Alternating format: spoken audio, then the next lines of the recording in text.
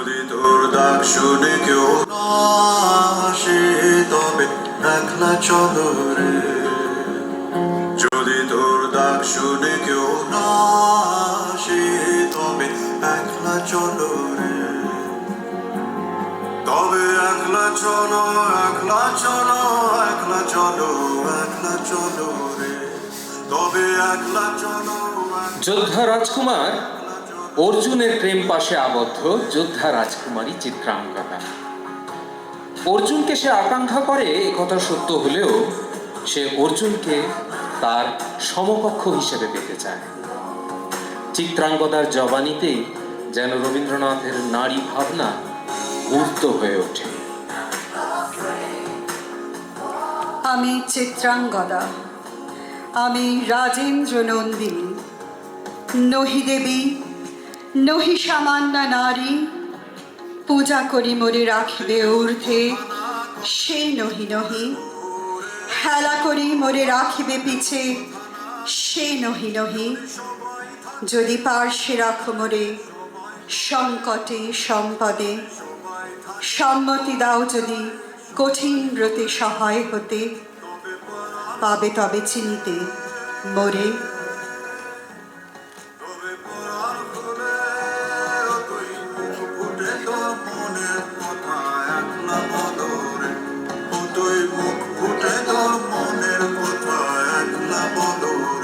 যদি তোর ডাক শুনে কেউ না আসে তবে একলা চলো।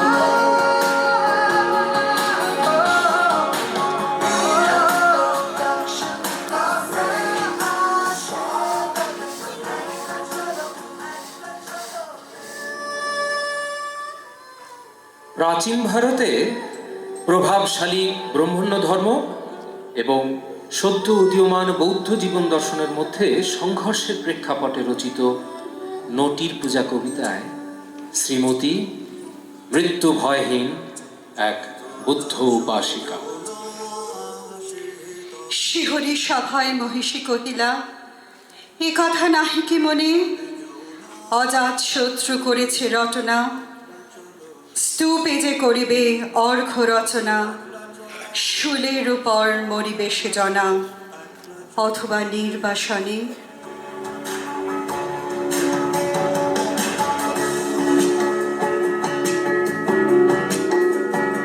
যদি কেউ কথা না কয়, শ্রীমতীর ছিল অতুলনীয় মানসিক শক্তি। একাকী পূজারত শ্রীমতী মগধরাজ অজাতশত্রুর দ্বারা নিহত হয়। থাকে বুদ্ধিরায় সবাই করে ভয়, তবে পরাণ খুলে, তবে পরাণ খুলে তুই মুখ ফুটে তোর মনের কথা একলা বলো রে, যদি তোর ডাক শুনে কেউ আসে তবে একলা চলো।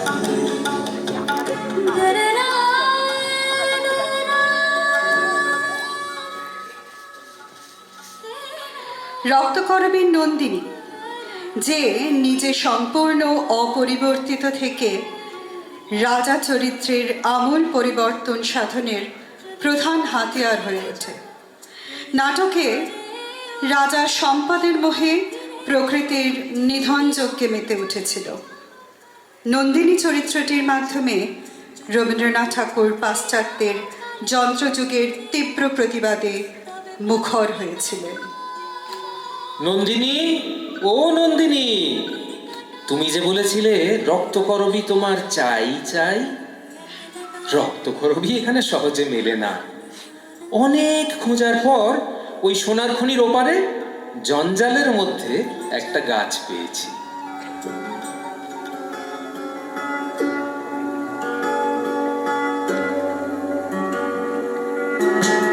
जब काली घटा छाए उरे हो रे हो अंधेरा सच को निगल जाए, जब दुनिया सारी डर के आगे सर अपना झुकाए, जब दुनिया सारी डर के आगे सर अपना झुकाए, तू शोला बन जा,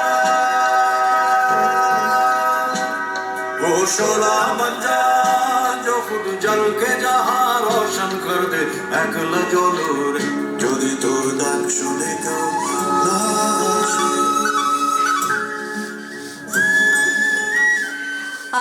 বাঙালি শিক্ষিতা মেয়ে হেমনলিনী। সে তার বাবা মায়ের অনুমতি নিয়ে প্রেমিকের ফিরে আসার জন্য প্রতীক্ষা করে। তার প্রেমিক যে অন্য নারীর সঙ্গে বিবাহ বন্ধনে আবদ্ধ একথা তার অজানা ছিল। তার ভালোবাসাই তাকে ক্ষমা করা ও ভুলে যাওয়ার অনুপ্রেরণা দিয়েছে। সেই সময়ও সে নিজেই নিজের বিয়ের পরিকল্পনা ভেঙে দেওয়ার মতো সাহস অর্জন করেছিল। যদি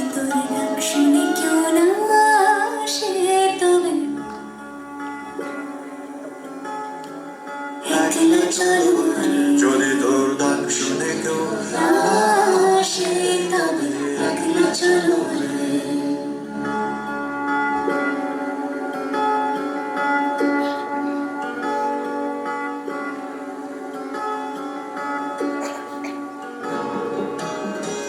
যদি তোর ডাক শুনে কেউ না আসে, তবে সোহিনী ভবিষ্যৎ নারীদের প্রতিরূপ।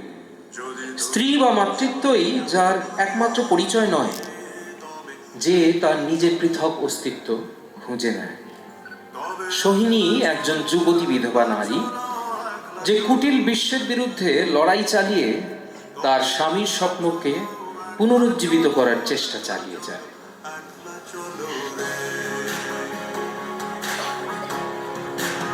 তার স্বামীর বৈজ্ঞানিক গবেষণাগারকে প্রাণ দিয়ে রক্ষা করতে সে প্রতিশ্রুতিবদ্ধ।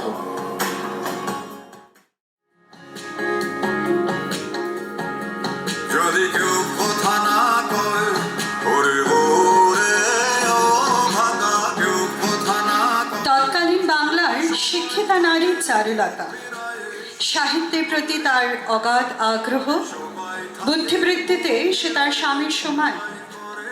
রবীন্দ্রনাথ ঠাকুরের নষ্টনীড় গল্পে চারুলতার লেখাপড়া থেকে হাতের কাজের দিকে ঝোঁক, জানলার খড়খড়ি তুলে রাস্তার ফেরিওয়ালা দেখা বা বাইনাকুলারে চোখ লাগিয়ে বসে থাকা, সবই আসলে ছেলে মানুষের আড়ালে এক অন্তর্নিহিত নিঃসঙ্গতার প্রকাশ।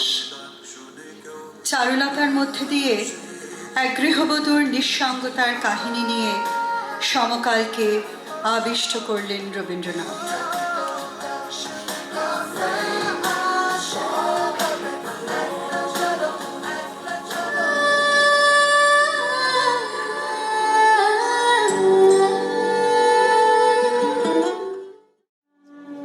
যদি তোর ডাক শুনে কেউ না আসে, তবে একলা চলো রে। বিমলাকে যদি তোর পিয়ানো ও ইংরেজি গান শেখানোর সাথে সাথে তার স্বামী নিখিলেশের ইচ্ছে ছিল ঘরের চৌহদ্দি পেরিয়ে স্ত্রীকে বাইরে বের করে আনা। একলা চলো। স্বদেশী আন্দোলনে বিলিতি জিনিস বর্জনের ডাকে সন্দীপের হঠাৎ আগমনে অন্তর্মুখী বিমলার মন ঘর ছেড়ে বাইরের পথে পদার্পণ করল। রবীন্দ্রনাথ ঠাকুরের ঘরে বাইরে উপন্যাসের একদিকে রয়েছে স্বদেশী আন্দোলনের প্রেক্ষাপট, অন্যদিকে নবযুগের উদয়কালে এক নারী মনের অন্তর্দ্বন্দ্ব। বিমলার চরিত্রায়ন তাই এমন এক সৃষ্টি যা আজও আলোচনার কেন্দ্রবিন্দু। তবে পরাণ খুলে তুই মুখ ফুটে তোর মনের কথা একলা। মৃণাল বাংলা সাহিত্যের অন্যতম শক্তিশালী নারী চরিত্র। অপরূপ সৌন্দর্যের অধিকারিণী হওয়ায় বড় ঘরে বিয়ে হলেও প্রতিদিন লুকিয়ে গোয়াল ঘরেতে কবিতা লেখা থেকে সংসারের নানা কাজে তার বুদ্ধি, সাহস ও মানসিক উদ্ভাবনাই তার চরিত্রের পরিচায়ক। পুরুষ শাসিত সমাজে মেয়েদের মূল্যহীন জীবনের প্রতিবাদেই মৃণাল সংসার ত্যাগী। সমুদ্রের সামনে, বর্ষার আকাশের নিচে সংসারে আর ফিরে না আসার সিদ্ধান্তে মৃণাল প্রকৃত অপরূপা এক মহীয়সী নারী।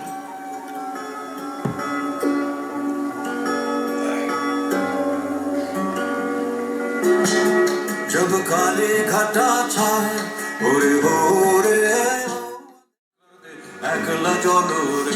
যদি তোর ডাক শুনে কেউ।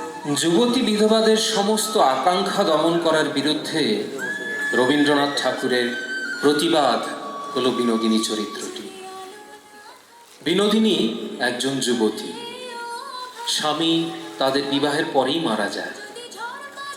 শারীরিক আকাঙ্ক্ষা ও সুখের জন্য তার প্রেম পাগল পারা হয়ে উঠলেও শেষ পর্যন্ত সে আদর্শবাদী পথে যায়।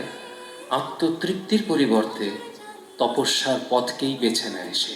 যদি তোর ডাক শুনে কেউ না আসে, তবে একলা চলো রে।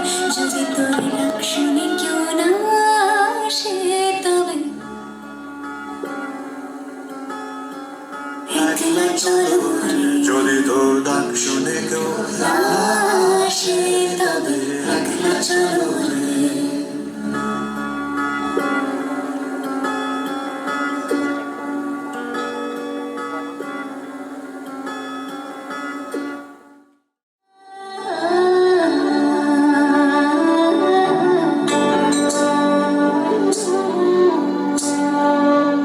যদি তোর ডাক শুনে কেউ না আসে, তবে একলা চলো রে। যদি তোর ডাক শুনে কেউ না আসে, তবে একলা চলো রে। তবে একলা চলো, একলা চলো, একলা চলো, একলা চলো রে।